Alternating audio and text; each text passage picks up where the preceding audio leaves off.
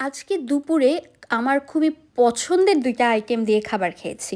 ১ম টা হচ্ছে এই কাঁকরোল ভাজি। কাঁকরোল তো অনেকভাবে ভাজি করে খাওয়া যায়। কিন্তু আমার এই কাঁকরোলের চাকচাক ভাজিটা এত মজা লাগে। এর সাথে একদম এরকম আলুটাকেও বড়, বড় করে চাকচাক করে ফ্রাই করা হয়।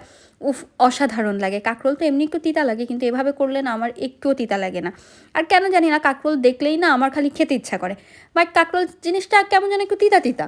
কিন্তু এভাবে যখন আম্মু করে এত অসাধারণ লাগে, খুবই মজা হয়। আর সাথে আজকে আম্মু একটু পেঁয়াজ মরিচও ভেজে দিয়েছে। তো আলুটা দিয়ে কাঁকরোলটা দিয়ে একটু ভালো করে মেখে নিয়ে একটু লেবুর রস দিয়েছিলাম। উফ! কি যে অসাধারণ লাগছিল। আমি তো খাওয়া শেষে আবার কাঁকরোল ভাজি দিয়ে খেয়েছি। এবং এরপরে নিয়েছি হচ্ছে অল টাইম ফেভারাইট চিংড়ি মাছ। চিংড়ি মাছ তো সবসময় একটু ভুনা করেই খাওয়া হয়। তো এবার একদম বড় সাইজের চিংড়িটা পাইনি। তো এই সাইজের চিংড়িটা এনেছে। এই চিংড়িটাও কিন্তু খুবই মজার ছিল। তো আলু দিয়ে মেখে হালকা ঝোল রেখেছিল সেটা দিয়ে খেয়ে নিলাম। উফ! এত অসাধারণ লাগছিল।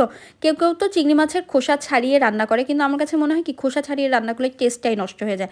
এভাবেই বেশি মজা হয়। আলহামদুলিল্লাহ সবকিছুর জন্য।